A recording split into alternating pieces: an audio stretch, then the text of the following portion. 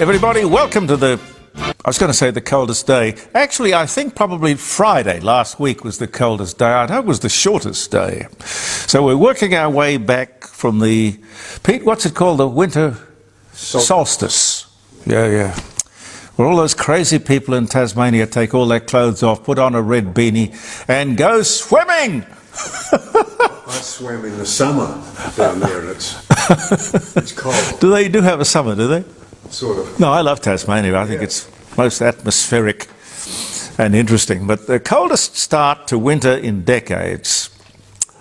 But of course, if you listen to the ABC, it's global warming. Ah, dear, oh dear. Peter Clayton's behind the camera. I'm Jeremy Cordeaux. Welcome to the Court of Public Opinion. It's hard to believe that it is 60 years ago that the Beatles were in Australia. Do you remember? Do you remember, Pete? I was in London. They were here and you were there. Okay. 60 years. 100 years since the first motorcycle Grand Prix was in Australia. And I'll bet, no, Kim Benaitha wouldn't have been around then. No, but he was very involved in motorsport, motorcycling. He was a tearaway, Kim Benaitha. They could make a movie about that man. Oh, by the way, as you try to make ends meet, spare a thought for our new Republican Governor-General, Sam Mostyn. Albo's upped her salary to $709,000 a year. Now, that's up from the current $495,000 paid to General David Hurley. Now, what's happened between David and Sam, I wonder? I mean, between the two appointments. The PM gets about $550, and the Governor-General, and it's purely a ceremonial role. I don't think there's too much responsibility, just a lot of ribbon cutting and cucumber sandwiches. I don't know. But I would have thought it would be an honorary ceremonial position. You do it for the sheer prestige. And of course all these people get board and keep and travel and cars and all the rest of it along with their huge salary. But I think it's probably time to look at how these things are determined and what we get for our money. It's a democracy. We have a right to know. Choice magazine have hundreds of mystery shoppers out checking on supermarket prices. Big interesting thing to do. Just wandering around shopping, getting somebody to pay you to do it. And speaking of shopping, Adelaide Fresh Fruit Store it's called. It's in Morford Vale. I can't tell you anything more about it. It's been named the best fruit shop in the world. Yes, I've shopped there. It's very good. Is it? Yes, very good. Well, I don't know how you judge the best fruit shop in the world. And I want to talk to you about one of our sponsors a little bit later on, the Rising Sun. They have just been crowned the best pub in Adelaide.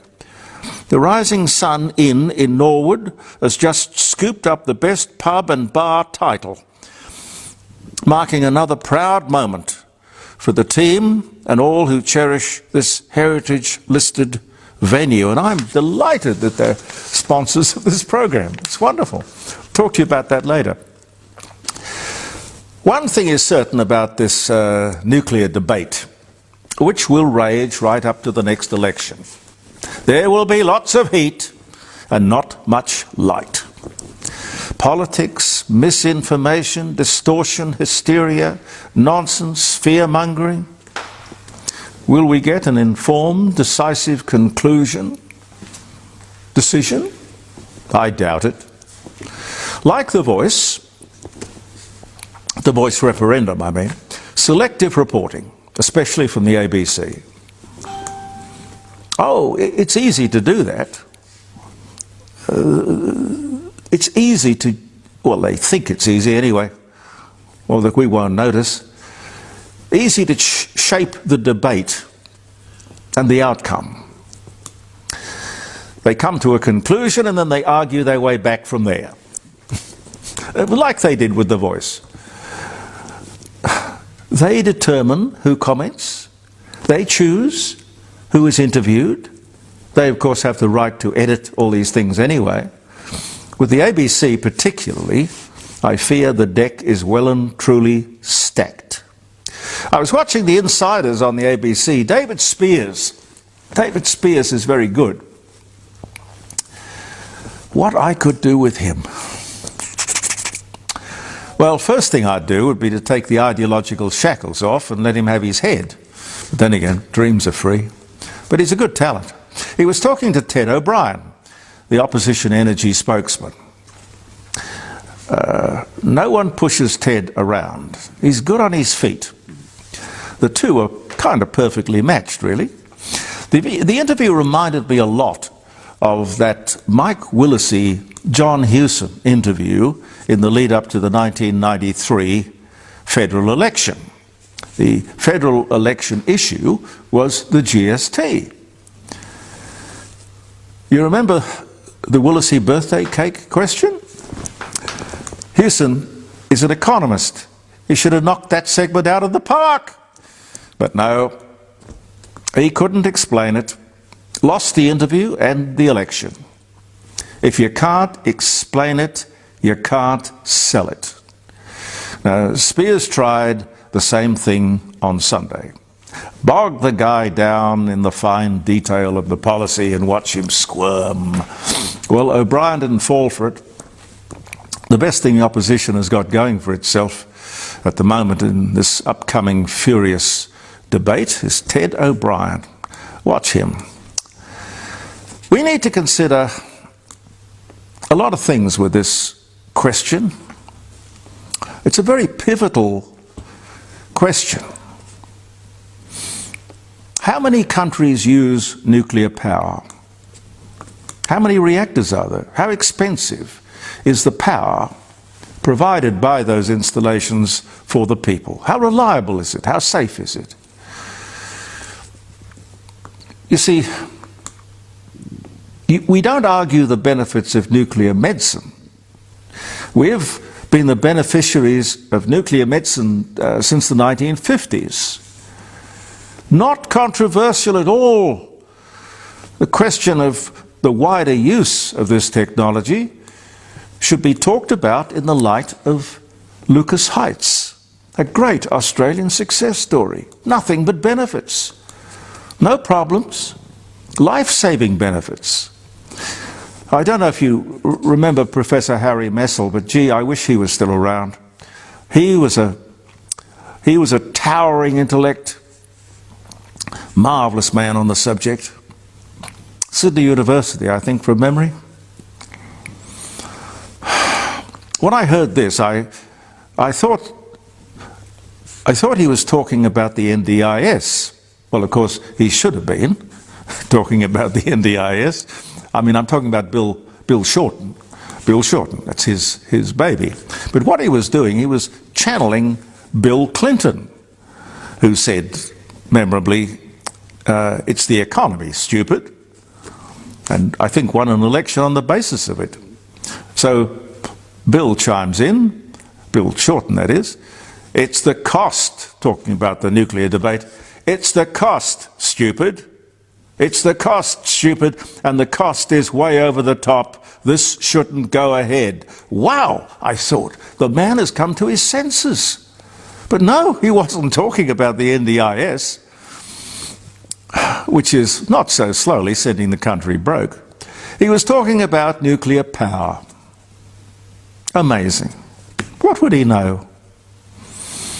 But anyway, any person who can look this nation in the face and talk about cost while he's presiding over the NDIS has got quite a hide.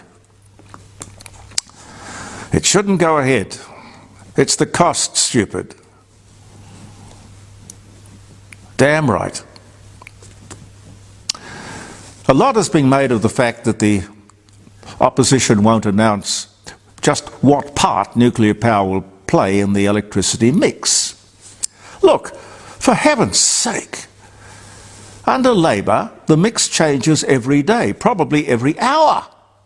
And you can see that if you go to the app, which on a Friday we do every morning, just to see what portion of our power comes from where. Go and have a look at that app.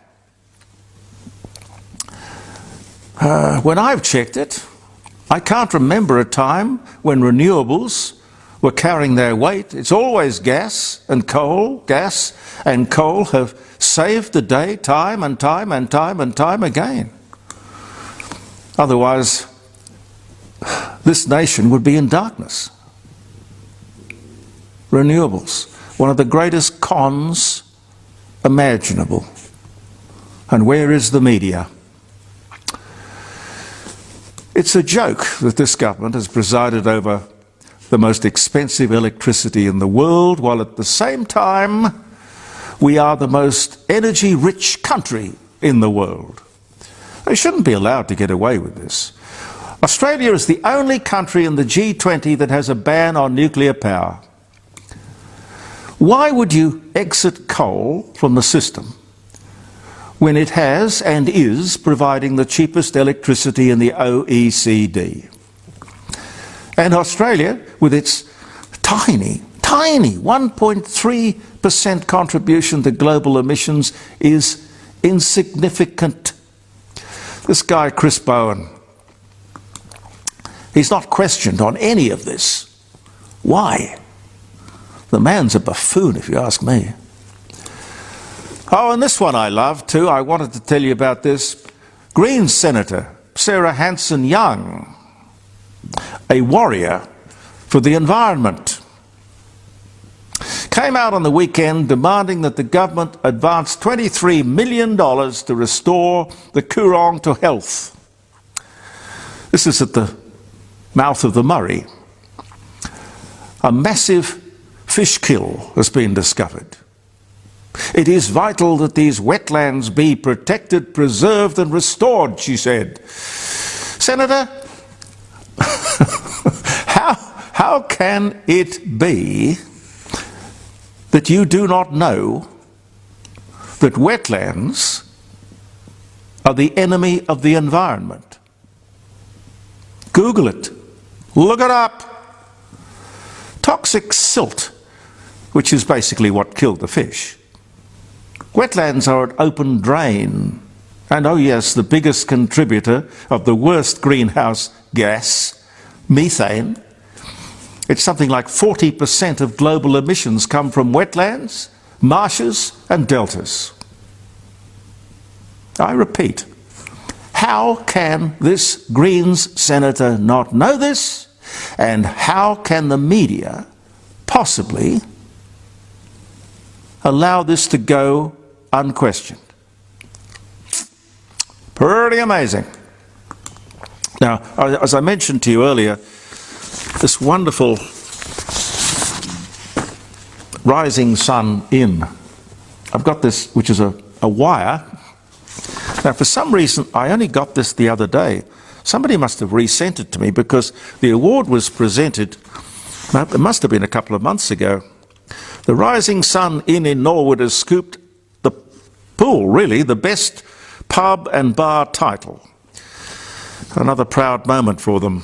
And they worked damn hard to make this place very, very attractive.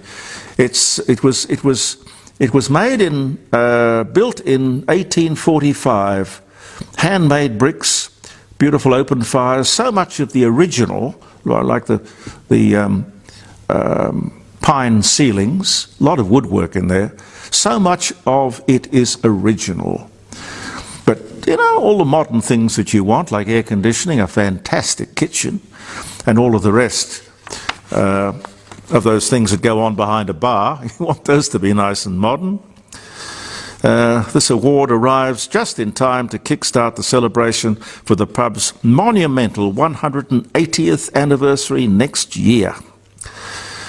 The East Side Business Awards, a collaborative by the Council and Solstice Media and all sorts of other people listed here. I won't go through those. But the Rising Sun is a beautiful pub, beautiful bar, beautiful inn. I think there are 5 entertainment areas where you can either have a romantic dinner for 2, or you can sit in front of the fire and have a family dinner or a meeting or a get-together, wedding reception, you name it. Telephone number, if you'd like to ring them, talk to Grant or Jackie on, if you're out of town and coming to town, 08 is important, but the number if you're in town, 8333 0721. You will honestly love it. You really will. I must keep that and remind you again of the details of the Rising Sun Inn. I want to tell you quickly, if I've got the time, Pete. Yeah. Oxfam is campaigning to introduce a super profits tax. A super profits tax. Who determines these things, I wonder? She, the head of Oxfam, singled out companies like BHP and Santos. I suppose there are quite a few other mining companies that would qualify. Anyone who's making money or that Oxfam judges to be making too much money,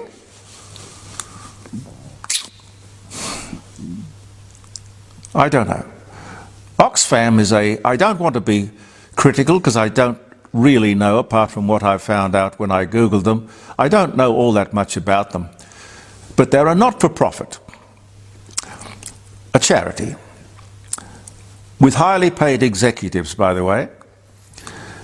Now, it could be that because of their tax-free charitable status, they don't know how the tax system actually works.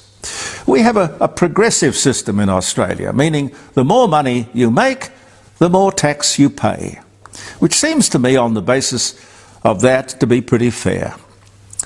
If the ABC, who was doing the interview with this head of Oxfam, had just Googled, as I did,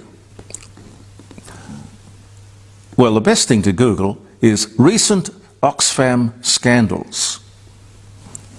If you want to Google that, the ABC might have ended up with a much more interesting story.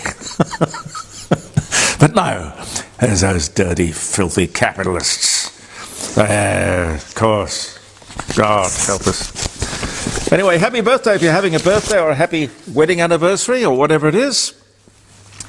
If I could just tell you, it is the 25th today, and our 2 postings on Facebook and podcasts, thanks to Andy Martin, for Tuesday and Wednesday, and our live broadcast 3 hours from the dining room table on Friday. Oh yeah, the fork. That's an interesting one. The fork was introduced to the American dining table by Governor Winthrop on this day in 1630. What the hell would they have used before a fork? Fingers? Yes. Oh, well, 1630. Okay. 1953, the first passenger to fly commercially around the world. 100 hours. This day in 1953. I don't know what he or she was flying on.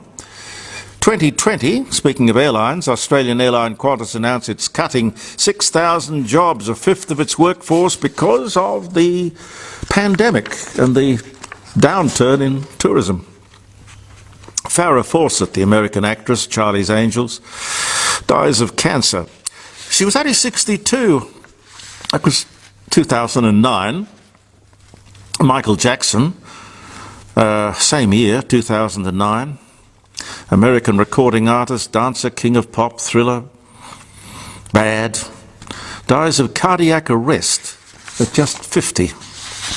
Carly Simon, American Grammy and Academy Award-winning singer, songwriter. You're So Vain, born in New York City, this day in 1943. Jacques Cousteau, French oceanic explorer, Calypso, dies of a heart attack at the age of 87 on this day in 1997. Lord Mountbatten, British naval officer, statesman and last Viceroy of India, that was in 1947, was born in Windsor. Murdered in 1979, born this day in 1900. The first version of Anne Frank's diary, published in the Netherlands, 1947, on this day. Christie's auction off some of the wardrobe of Diana, Princess of Wales. $5.5 million worth of second-hand clothing. Wow. Ricky Gervais. Pete, do you like Ricky Gervais? Yeah, he's funny, isn't he? He's good. He's an acquired taste in many ways. No, he's good. Very dry. Ricky Gervais. The Office. He was born 1961. The first barbed wire patent. Now, if you're a barbed wire, and there are people who collect barbed wire, believe it or not, but the first barbed wire patent was issued on this day by, Lucian B. Smith of Ohio, 1867. And that was the beginning of the range wars in America. They were terrible, terrible wars where people would put up barbed wire, and the people who just used the range to roam their cattle were very, very upset about it. A lot of people died during the range wars of the United States West. John B. Goodenough. What a great name. John B. Goodenough, American materials scientist. He is the guy who invented the lithium-ion battery. So you're the one, John. Solid-state physicist and Nobel laureate in chemistry. He dies at the old age of 100. And no, it wasn't in a lithium-ion battery fire. But it was 2023 that he lost his life, or his life ended. Actress Nicole Kidman, 39, got married. 2006. Country singer Keith Urban. Late Night with David Letterman airs for the last time on this day in 1993. I think he was best. David Letterman and Jay Leno were terrific. And Pete, this is one that'll interest you because I know you've been there. 1876, the Battle of the Little Bighorn. Yes. Yeah? US 7th Cavalry under Major General George Armstrong Custer, wiped out by Sioux and Cheyenne warriors led by Chief Crazy Horse and Sitting Bull. We've got a picture of Sitting Bull. Sitting Bull. With Buffalo Bills. Yeah, yeah. We'll stick that in there. Becomes famously known as Custer's Last Stand. You walked across the whole... Well, I rode horseback. Horseback across that... It's not developed. I take it is as it was back in 1876. It's just rolling hills. Yeah. But I rode for 2 hours. I rode one-on-one with a Crow Indian. Right. Curtis Realbird was his name. Curtis Realbird. He said they got it wrong. It was supposed to be Freebird, but the birth certificate was.